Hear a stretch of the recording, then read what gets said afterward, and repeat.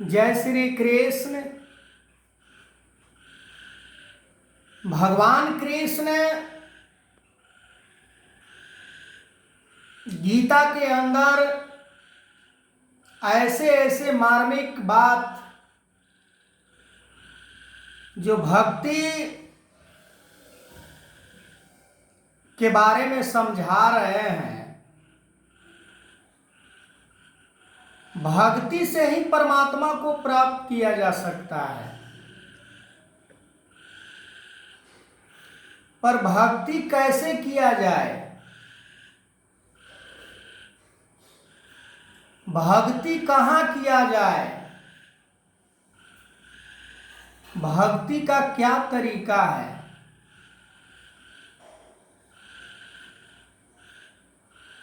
सबसे बड़ा जो भक्ति में दीवार खड़ा होता है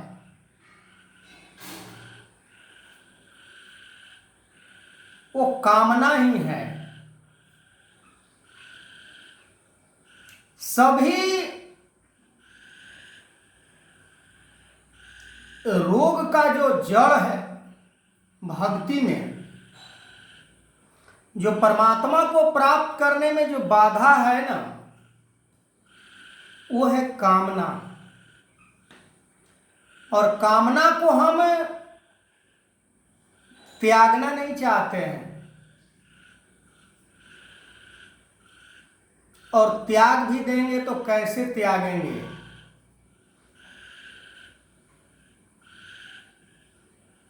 नहीं त्यागा जाता है। कामना को यदि त्याग देते हैं तो क्या बच जाता है मेरे पास? कुछ तो नहीं बच जाता है।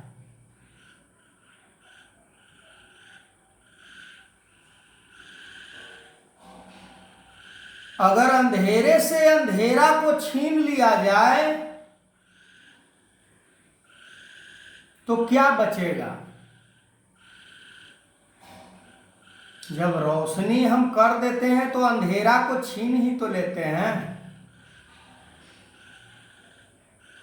हमारे जीवन में सतगुरु रूपी रोशनी बन के आते हैं समय समय पर हम उस रोशनी को लेना नहीं चाहते हैं, हम उस रोशनी में जीना नहीं चाहते हैं, हम उस रोशनी में विचरण नहीं करना चाहते हैं।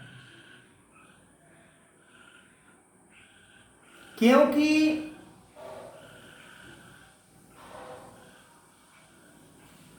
ये ज्ञान रूपी रोशनी हमारे जीवन में तब तक नहीं आता है जब तक कि हम अपने अज्ञानता को, अंधेरी रूपी अज्ञानता को हम दूर नहीं करते हैं। अज्ञानता हमारा बनी रहती है। वो किस रूप में बनी रहती है? बहुत सारे रूप हैं अज्ञानता की। कहीं हम दैविक गुणों को धारण करना चाहेंगे तो हमारे मन में वो क्रोध उत्पन्न हो जाता है। कभी दैविक गुण को धारण करेंगे तो स्वार्थ आ जाता है। कभी दैविक गुण को धारण करेंगे, अनेकों हम अमीर हैं उससे, वो हमारे शकल वाला नहीं है, वो हमारे जाति वाला नहीं है, हम उसको नहीं पहचानते हैं। अरे भाई, ये पूरे संसार एक परमात्मा के बनाया हुआ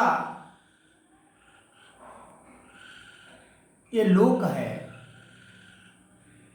तो यहां तो सभी को पहचान रहा है ना परमात्मा, और हम सभी परमात्मा के रूप हैं। कहने के लिए तो कह देते हैं कि हम परमात्मा का अंश हैं, और कहा भी जाता है ईश्वर अंश जीव अविनाशी चेतन अमल सहज सुख राशि। ईश्वर का अंश हम हैं, तो क्या ईश्वर जैसा हमें करना चाहिए?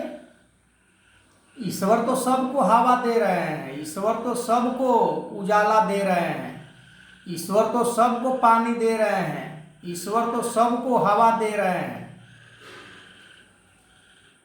क्या हमारे अंदर कोई ऐसी गुण है कि हम किसी को ठंडक दे रहे हैं, हम किसी को भला कर रहे हैं, हम किसी को सपोर्ट करते हैं? नहीं है तो फिर क्या है? इतना बड़ा उपाधि मिलने के बावजूद भी ईश्वर का अंश बता रहा है, तो ईश्वर के जैसे हमें करना चाहिए काम को भी। अरे ज्यादा नहीं तो थोड़ा भी तो करना चाहिए, पर थोड़ा भी नहीं कर पाते हैं, क्योंकि हमारे मन के अंदर इतना बार बार एक ही चीज धर्म ग्रंथों में दोहराया जाता है। दूसरा कोई कहानी ही नहीं है भक्ति में।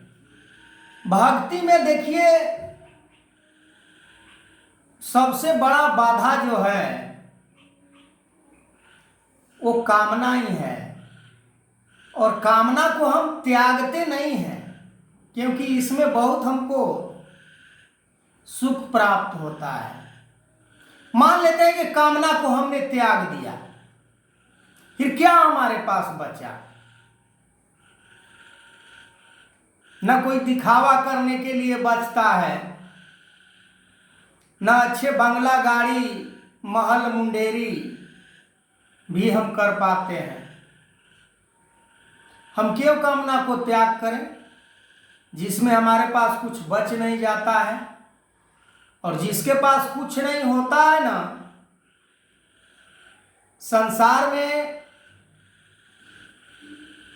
जैसे परमात्मा के पास कुछ नहीं देखने के लिए आपको मिलेगा। जैसे हम घरों में सजा के रखते हैं, बक्सा में रुपया पैसा सोना चांदी रखते हैं, अच्छे अच्छे घर में कपड़ा रखते हैं, खाने के लिए एक से एक मेवा मिष्ठान रखते हैं, पर परमात्मा के पास ये सब चीजें कोई देखा है? कोई देख सकता है?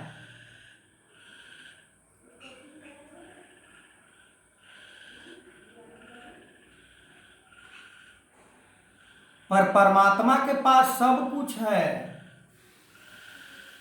तभी तो कहा जाता है कि बिन पग चले सुने बिन का, ना कर विधि कर्म करे विधि ना, आनंद रहित सकल रस भोगी। सकल रस भोगी जिसका कोई गिनती नहीं है, सकल।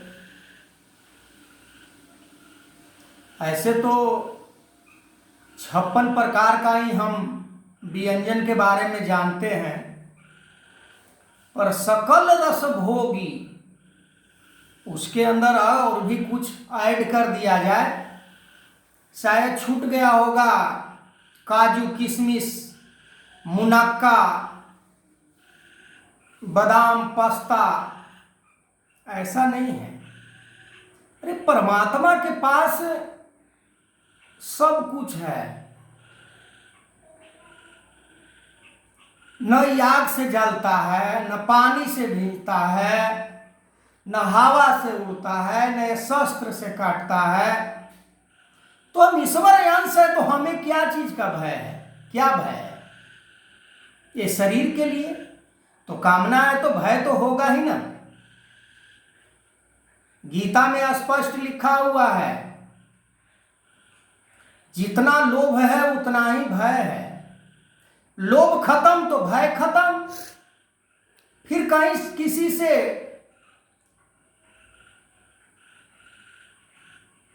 लोभ रहेगा ही नहीं, तो फिर किससे बैर कैसे होगा? अगर लोभ है तो बैर होगा, लोभ है तो घृणा होगा, लोभ है तो निंदा होगा, लोभ है तो स्वार्थ होगा, लोभ है तो सब कुछ होगा। छोटा है, बड़ा है, अमीर है, गरीब है, जाति है, धर्म है, काला है, गोरा है, अनपढ़ है, पढ़ा है, कितना चीज को गिनती कराया जाए। तो लोभ को खत्म करना है, कामना को खत्म करना है। भक्ति दिखाने का चीज नहीं है, परमात्मा को प्राप्त करना दिखावा नहीं है। परमात्मा को तो मौन रह के भी प्राप्त कर लिया जा सकता है। डंका पीटने की जरूरत नहीं है परमात्मा को प्राप्त करने के लिए कि डंका मैंने पीट दिया, मैं परमात्मा को जान गया, ईश्वर को मैं अंश को, ईश्वर अंश हूं मैं, ईश्वर को जान गया, भक्ति करता हूं। कुछ नहीं है ऐसा। परमात्मा को घर में ही प्राप्त कर लिया जा सकता है, क्योंकि परमात्मा यहां भी है, हर जगह परमात्मा है। पर एक प्रगट कैसे होता है? प्रेम से। प्रेम से प्रगट भयो तब जाना। हमको तो प्रेम ही नहीं आता है कि इससे करने में, क्योंकि लोभ है ना। लोभ में प्रेम कहां होगा बताइए आप। अगर हमारे मन के अंदर लोभ है तो किसी से प्रेम नहीं हो सकता है। और लोभी व्यक्ति को किसी से प्रेम कैसे होगा बताइए। कोई विद्वान नहीं बता सकता है, लोभी आदमी को प्रेम नहीं होगा। प्रेम तो निस्वार्थ होकर ही होता है, समर्पण होकर ही होता है। इस तरह का वीडियो को आनंद लेने के लिए, सुनने के लिए मेरा YouTube चैनल है लाला कुमार पासवान के नाम से। आप वहां जाकर देख सकते हैं। गीता के 4थे अध्याय से कहानी है। भक्ति योग में क्या क्या चीज बाधा है, परमात्मा को प्राप्त करने में क्या रुकावट है, ये सब स्पष्ट करता है गीता। गीता के ऊपर जो चल देगा उसका जीवन 84 लाख योनि से 100% वो मुक्त हो सकता है। वो परमात्मा को देख सकता है गीता के बताए हुए मार्ग पर चलने से।